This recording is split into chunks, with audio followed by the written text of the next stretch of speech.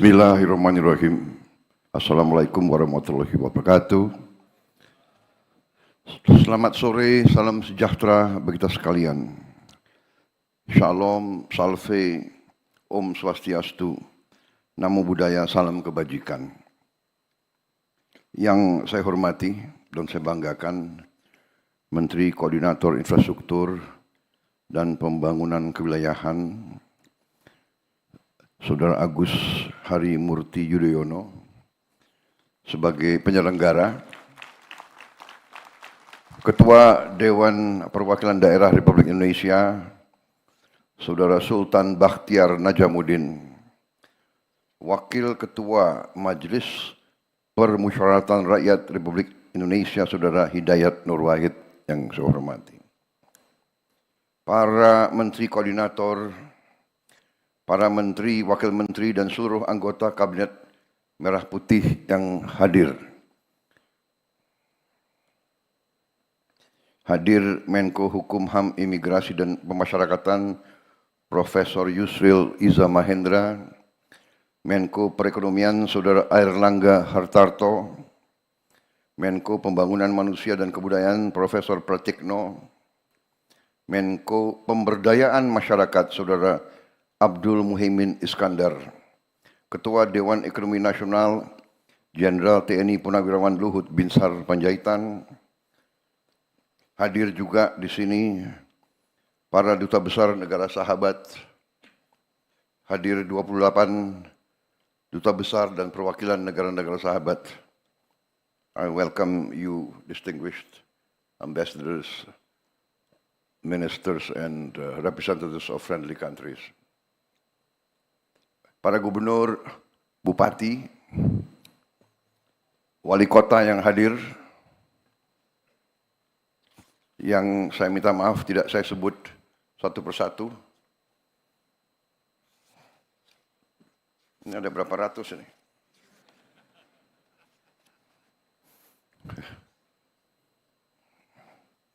Tapi saya sambut para gubernur, bupati, wali kota yang berkenan hadir. Terima kasih.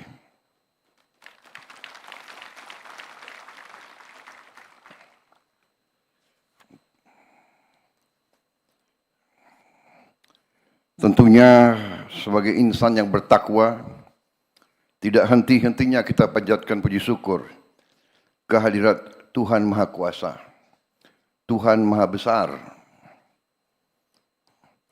Bagi umat Islam, Allah Subhanahu wa Ta'ala yang memiliki sekalian alam, hanya kepadanya lah kita berdoa dan hanya kepadanya lah kita minta pertolongan. Kita bersyukur atas segala karunia yang diberikan kepada kita, atas kondisi bangsa yang damai dan sejuk, atas kesehatan dan nafas yang masih diberikan kepada kita sekalian, sehingga kita dapat hadir berkumpul di tempat ini dalam keadaan tidak kekurangan sesuatu apapun. Saudara-saudara sekalian, Menko Infrastruktur yang saya hormati, terima kasih atas undangan ini dan terima kasih atas penyelenggaraan dan pengaturan yang baik dan tertib. Juga terima kasih atas sambutan Saudara Menko, karena memang sudah lengkap sebetulnya, tidak perlu panjang lebar keynote address saya. Sudah lengkap kan yang beliau sampaikan. Tapi saya senang karena berarti saya tidak salah pilih Menko Infrastruktur.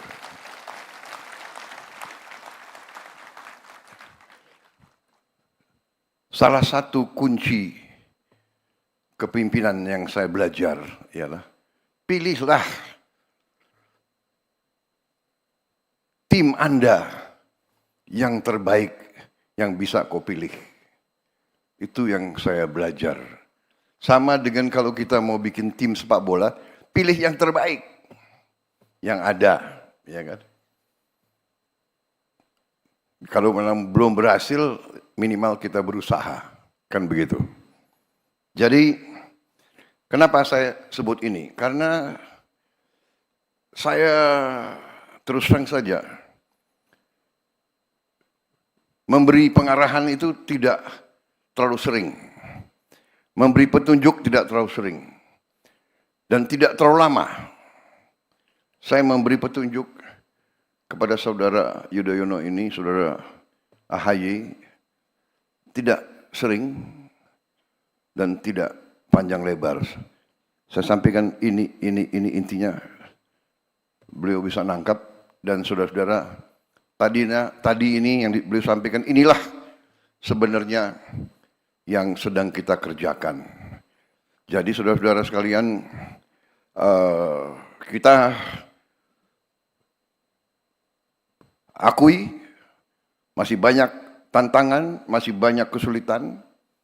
Kita akui bahwa kita harus mengejar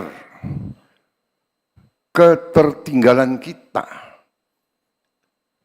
dengan perkembangan yang begitu dahsyat di dunia sekarang ini. Tapi kita bertekad bahwa kita bisa mengejar ketertinggalan itu. Karena kehendak kita jelas, kehendak kita kuat, pemahaman kita terhadap keadaan juga jelas. Nah, sekarang tinggal mempersatukan kehendak tersebut, mempersatukan kolaborasi, dan bekerja dengan semangat, bekerja dengan optimisme, bekerja dengan kehendak yang kuat.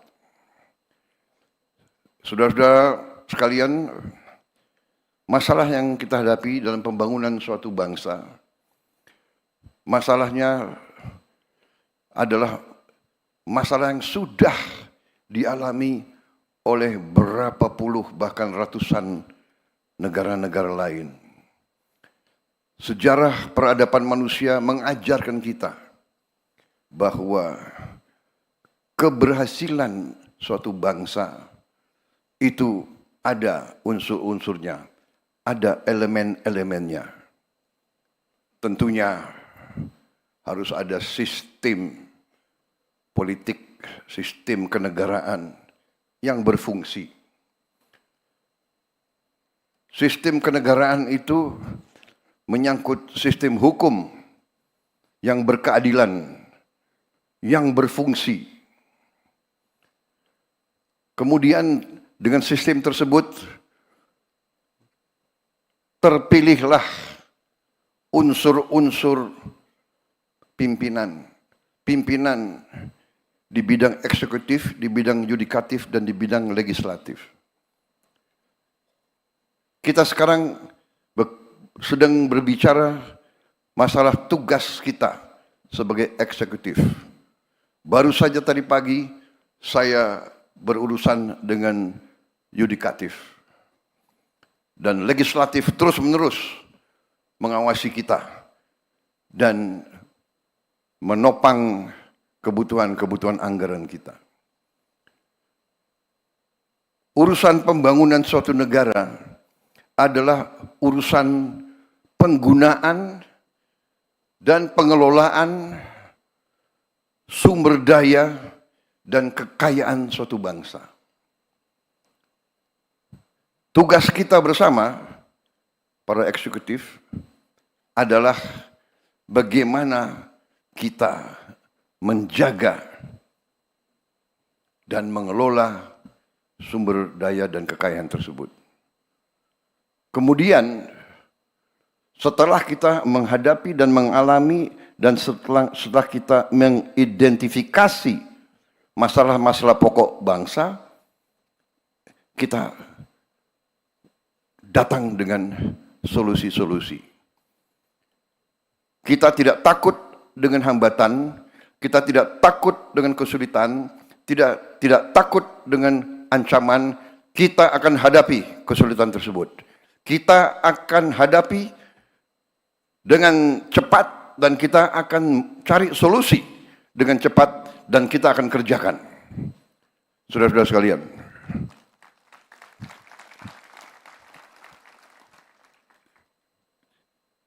swasembada pangan, swasembada energi, swasembada air. Ini krisis yang sudah diramalkan oleh PBB. Krisis dunia. Dunia sedang menghadapi krisis pangan. Ratusan juta rakyat bumi sedang mengalami kelaparan sekarang. Banyak negara yang susah menghasilkan pangan. Kita bersyukur diberi segala nikmat oleh Yang Maha Kuasa. Lahan yang luas, yang subur,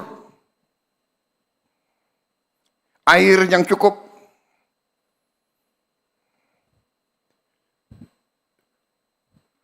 sumber daya di atas dan di dalam bumi, di laut dan di bawah laut.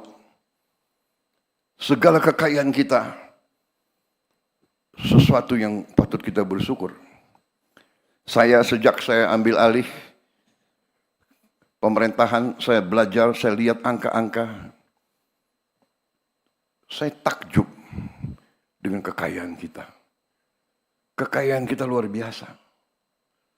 Tapi saya juga sadar bahwa kita perlu lebih berani, lebih pandai mengelola kekayaan-kekayaan tersebut. Saya tidak malu-malu. Walaupun di hadapan sahabat-sahabat dari luar negeri, saya juga tidak malu-malu. Kita harus berani mengatakan apa adanya. Kekurangan Indonesia adalah kita kurang tegas, kurang berani, kurang disiplin, kurang keras menjaga kekayaan kita. Terlalu banyak kekayaan Indonesia yang tidak sampai ke rakyat Indonesia.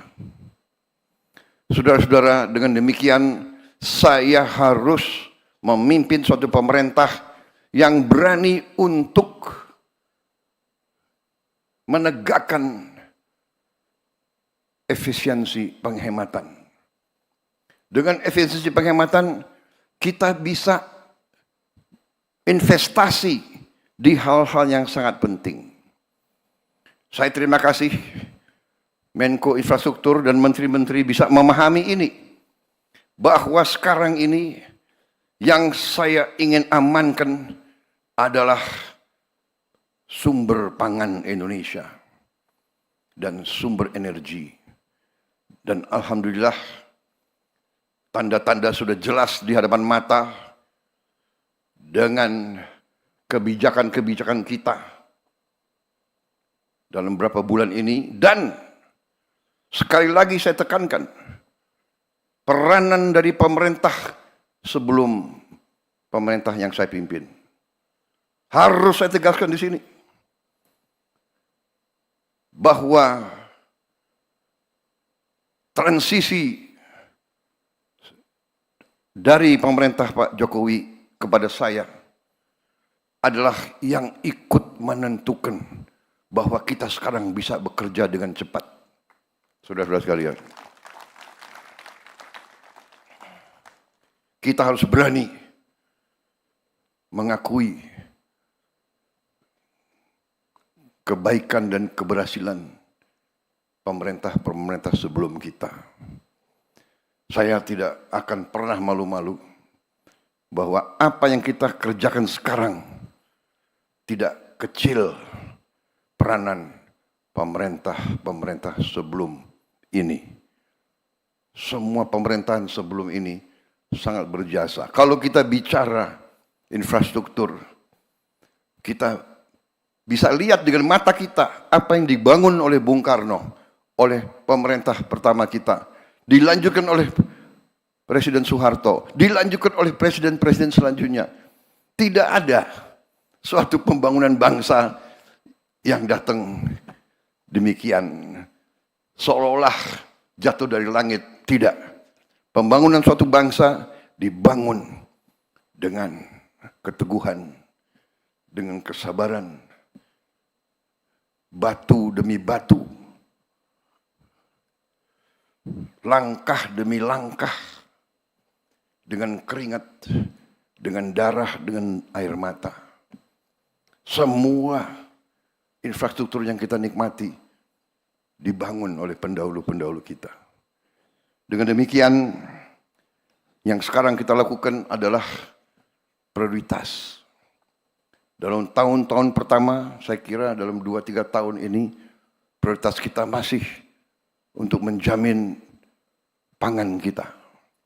Dan alhamdulillah, produksi pangan, prestasi pangan kita adalah terbesar sepanjang sejarah Negara Kesatuan Republik Indonesia.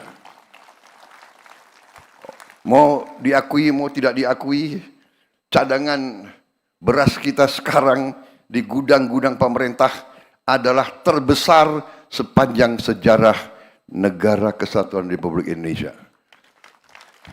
Di bidang produksi beras dan di bidang produksi jagung. Dan prestasi kita di bidang teknologi, hektar demi hektar, sudah cukup seimbang dengan prestasi negara-negara lain. Produksi beras kita yang saya lihat terakhir di Sumatera Selatan, di Sumatera Selatan saja, peningkatan produksi beras diperkirakan tahun ini 48% peningkatannya. Di kuartal pertama ini sudah 48%. Diperkirakan ini akan terus. Produksi per hektar pun sangat menggembirakan. Yang biasanya 3-4 ton gabah per hektar, sekarang sudah 6-7-8 ton. Sangat luar biasa. Di beberapa tempat bukan saja 3 kali panen, ada beberapa tempat di Indonesia sudah 4 kali panen 1 tahun, saudara-saudara sekalian. Saya kira ini prestasi dunia yang perlu kita banggakan. Dan kita akan terus.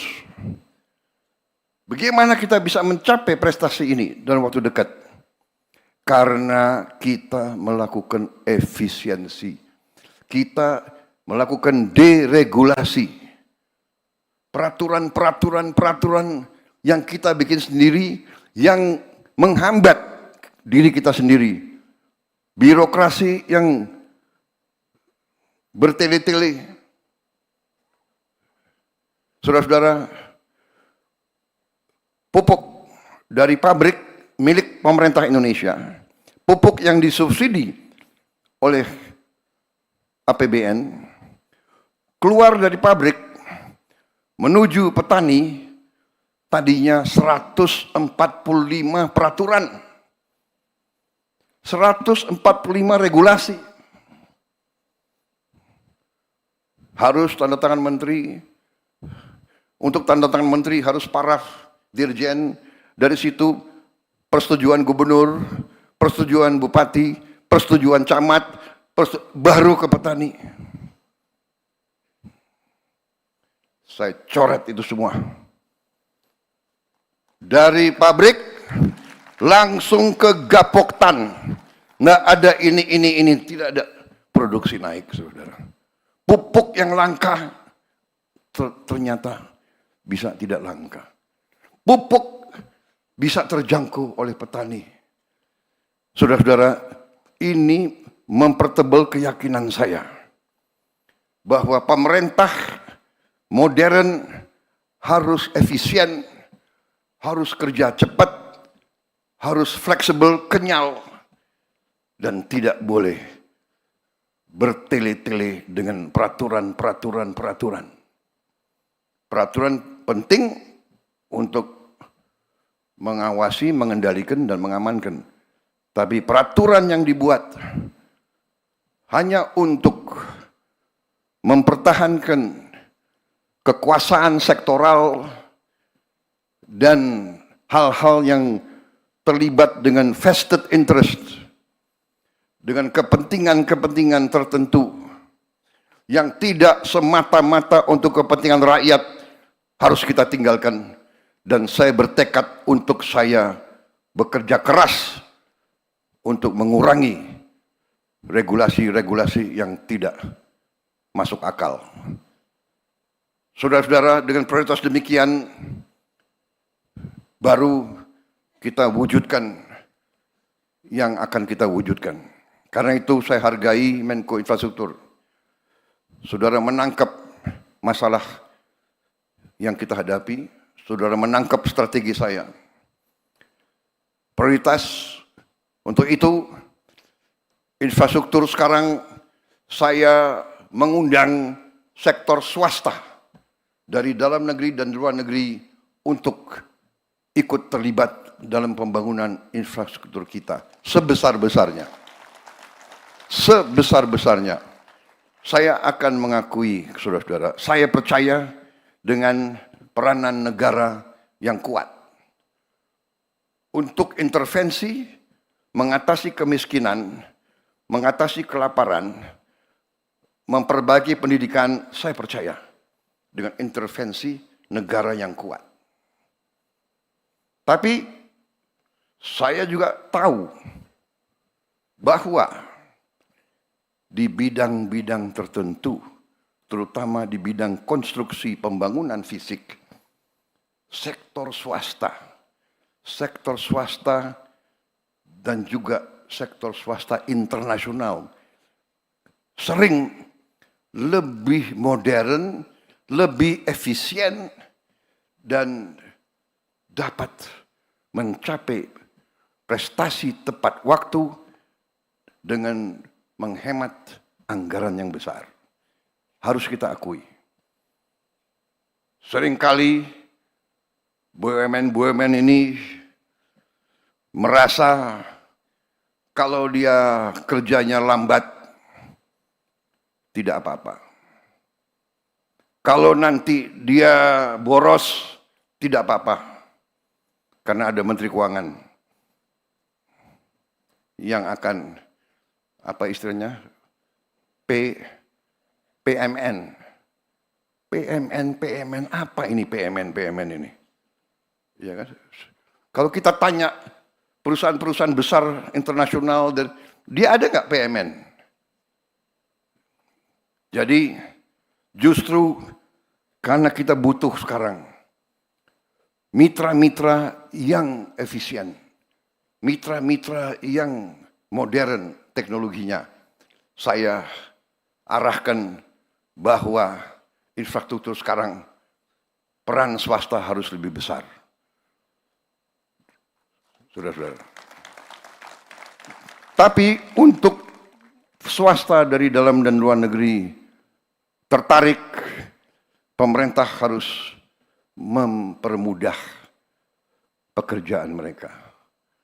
Jadi saya menyambut baik tadi apa itu, pusat-pusat atau kantor-kantor memfasilitasi semua proyek, dibantu, diamankan, dijaga supaya tidak terganggu rencana besar pembangunan tersebut.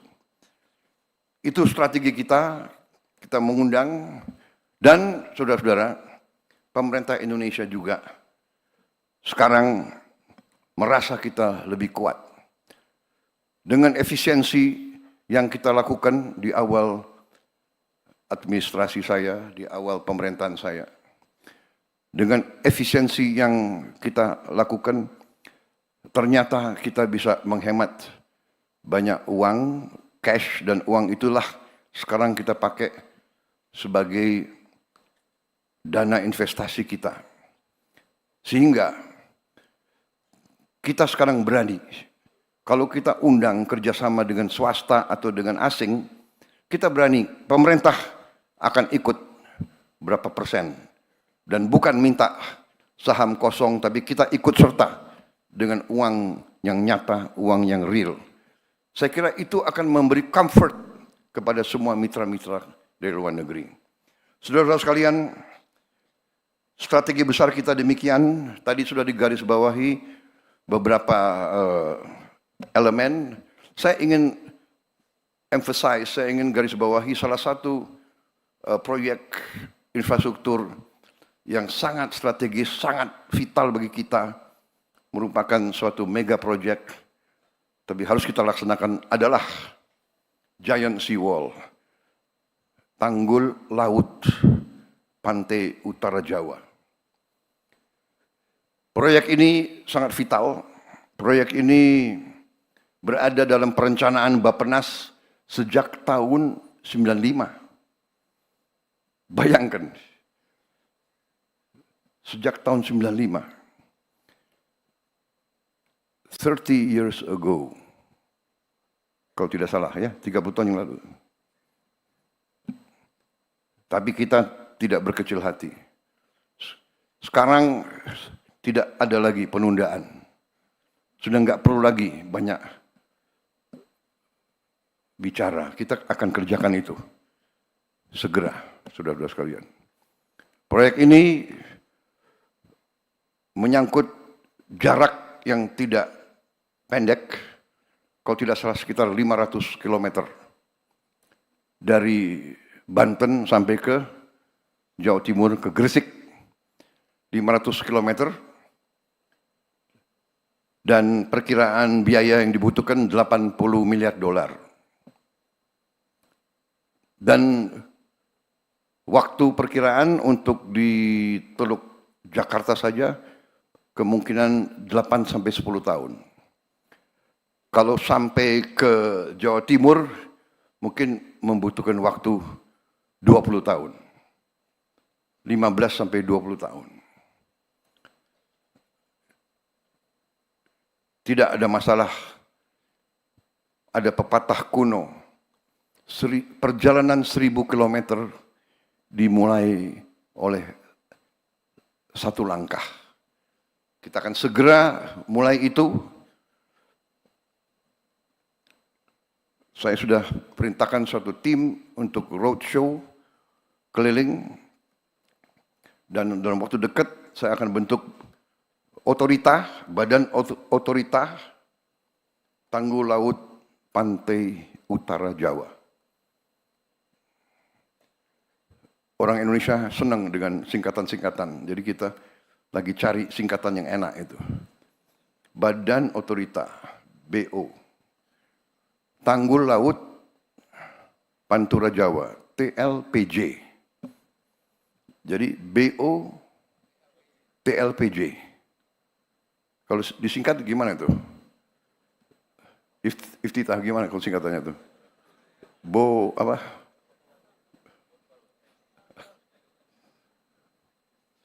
Ya, dicarilah ya. Sangat penting ini. Tapi ini vital. Dan ini sesuatu mega project. Saya akan mulai, saya tidak tahu presiden mana yang akan menyelesaikan. Tapi kita harus mulai, dan kita akan mulai.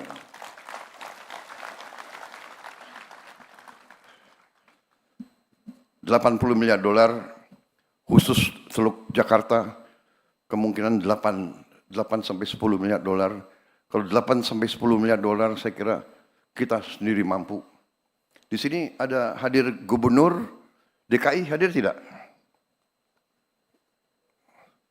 Enggak hadir? Waduh, ini. Coba diselidiki kenapa tidak hadir. Pakai kacamata biar saya. Tapi saya sudah ketemu. Saya sudah ketemu berapa hari yang lalu, dan saya sudah kirim utusan. Ya, tanya, Gubernur DKI dukung proyek ini atau tidak? Saya dapat jawaban dukung. Alhamdulillah. Karena APBD-nya DKI sangat besar. Jadi saya bilang, DKI harus urunan. Pemerintah pusat urunan. Jadi kalau 8 miliar dolar, katakanlah 8 tahun, berarti 1 miliar dolar 1 tahun. Menteri Keuangan sudah kelihatan tegang melihat. Tenang Bu, DKI nyumbang. Jadi DKI setengah, pemerintah pusat setengah. Karena ini untuk DKI sebenarnya. Ya, jadi Tanggul Utara DKI, kemudian nanti selanjutnya di depan Semarang, prioritas kita adalah DKI Semarang. Semarang, Pekalongan, Brebes itu air sudah mengancam kehidupan rakyat kita, harus segera.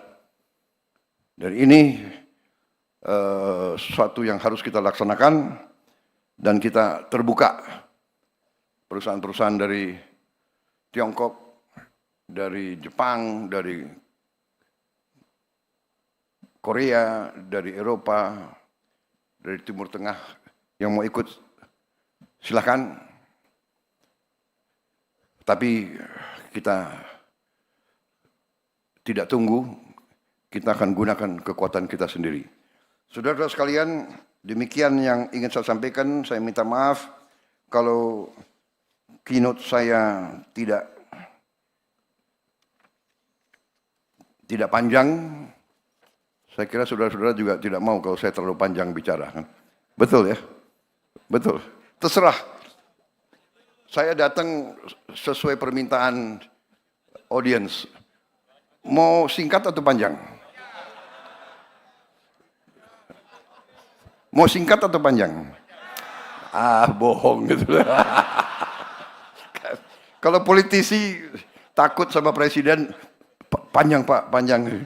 Yang di belakang udah resah. Ya kan? Coba pakai kacamata saya mau lihat ini. Mana senyumnya yang politisi atau senyumnya yang... Kalau orang-orang eksekutif ya, orang pengusaha, orang itu maunya singkat. Sudahlah Pak, jangan macam-macam. Kasih tahu kita mana, apa, bagaimana, berapa. Kan begitu kan? Kan begitu. Ya. Who, what, why, where, how much, and how much for me. Right? Yeah, no need to talk too much, talk too long. Saudara-saudara, karena ini sudah dibuat oleh staf saya, kasihan kalau saya nggak pakai. Kita akan terapkan disiplin fiskal. Karena saya dilihatin oleh Menteri Keuangan terus. Ya. Kita akan sederhanakan perizinan dan proses pengadaan lahan. Sudah saya singgung. Kita akan perkuat kerjasama pemerintah dan badan usaha swasta. Kita akan perkuat kerjasama pemerintah pusat dan pemerintah daerah. Saudara-saudara sekalian, kita sekarang memiliki Danantara, Sovereign Wealth Fund, di mana Danantara siap ikut infrastruktur, ikut investasi pada proyek infrastruktur. Demikian saudara-saudara yang ingin saya sampaikan, kita berada di ambang transformasi besar, kita optimis, saya sudah melihat angka-angka itu, kekayaan kita luar biasa. Saya percaya dalam 2 tahun, mungkin mulai tahun depan dan selanjutnya, kita bisa tertibkan kekayaan-kekayaan itu. Saya ketemu dengan ahli-ahli dari universitas terbaik di dunia. Mereka menyampaikan kekayaan kita di laut kita masih sangat kecil, belum tersentuh yang sebenar-benarnya. Kita akan swasembada pangan, itu sudah sangat jelas. kita akan swasembada air, dan kita juga akan swasembada energi dalam waktu dekat. Dan kita akan tertibkan, kita akan tegakkan hukum hanya dengan kepastian hukum. Hukum yang benar, iklim usaha akan berkembang dengan baik. Demikian pengarahan saya. Terima kasih Menko Infrastruktur dan semua peserta. Terima kasih. Teruskan dan laksanakan apa yang sudah saudara rencanakan. Wassalamualaikum warahmatullahi wabarakatuh. Ini yang ditunggu-tunggu. Kapan wassalamualaikum warahmatullahi wabarakatuh. Salam sejahtera bagi kita sekalian. Shalom, salve, om, santi, santi, santi, om. Namo Buddhaya, salam kebajikan, rahayu, rahayu. Terima kasih.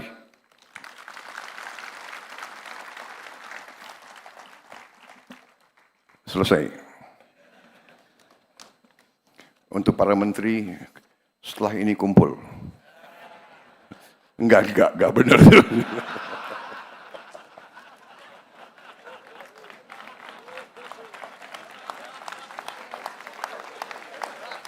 Selanjutnya, dimohon berkenan yang terhormat Presiden Republik Indonesia untuk berfoto bersama.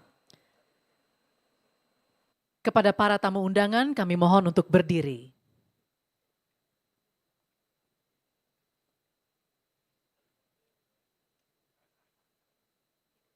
Mohon izin kami pandu. 1, 2, 3. Sekali lagi. 1, 2, 3. Demikian acara keynote speech Presiden Republik Indonesia. Kami mengucapkan terima kasih kepada yang terhormat Presiden Republik Indonesia yang telah berkenan hadir.